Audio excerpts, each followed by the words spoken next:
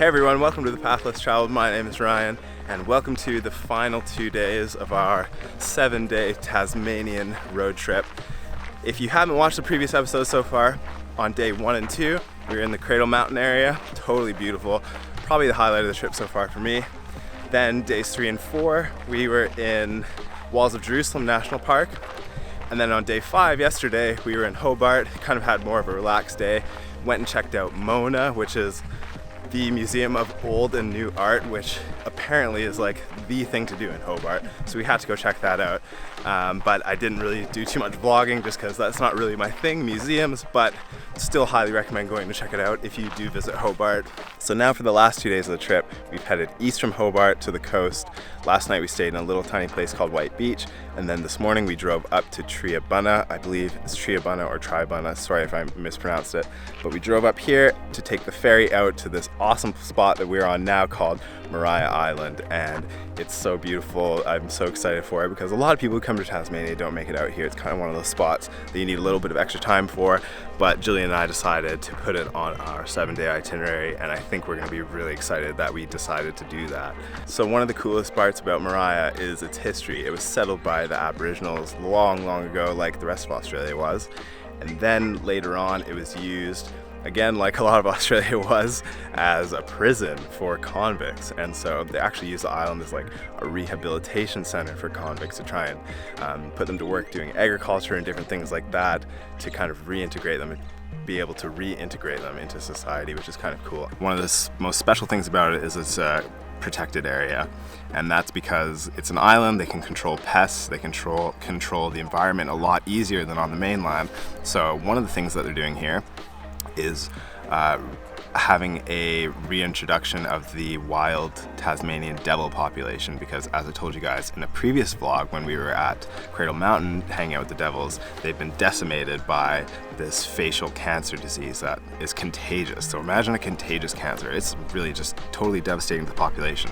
So what they've done is around the country in these secluded areas, they've kind of made backup populations in breeding programs. So this is one of the areas. So there's something like between 50 and 100 wild devils here that are completely cancer-free.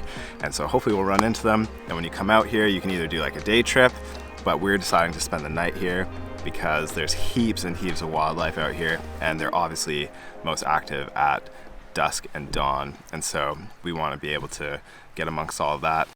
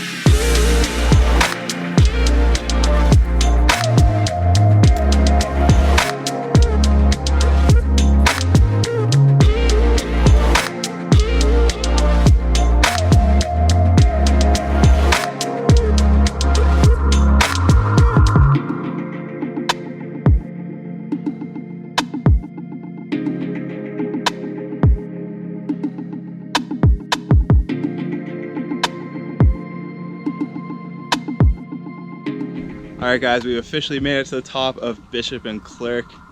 Definitely harder, again, harder than we thought. They put the range of the hike anywhere from 3 to 5 hours round trip, and it took us about 2 hours and 15 minutes with quite a few stops, so we'll probably make it down a lot quicker. But the last bit is steep. There's actually like pretty decent rock climbing at the end to get up to this top bit where we are now, but an amazing view all the way out to that little point, that little cape out there.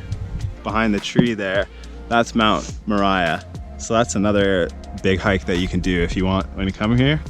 But apparently you're like stuck in the trees the whole time there. Whereas with this hike, I quite like that you got a mix of being down there with those cliffs, which is pretty awesome, then being in the forest and seeing all the little lizards everywhere, and then being up here and doing some scrambling on the rocks. So yeah, an awesome hike overall. And now snack. Sour Patch Kids. Snack. Smash like you like Sour Patch Kids.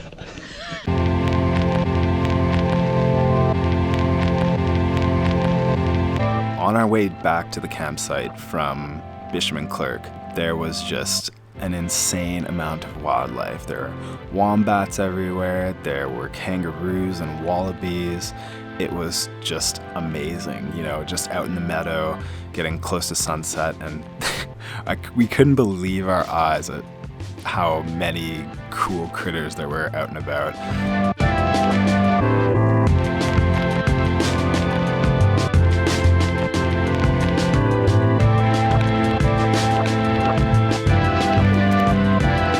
Have a visitor waiting for us at our tent.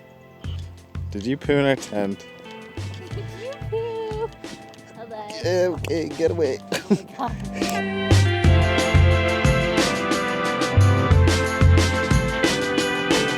So basically we got down off the mountain, we headed back to our campsite, made some dinner in some company of a wombat and some wallabies.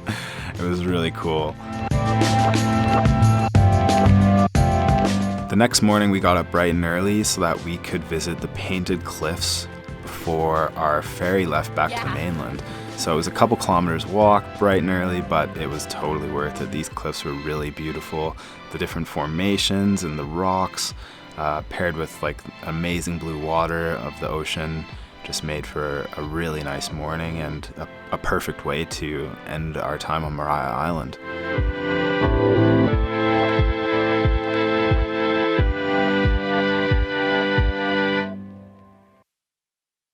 This whole trip to Tasmania was absolutely fantastic. It was total whirlwind, and you know, trying to squeeze as much in as we did in 7 days was pretty tiring, but it was absolutely worth it.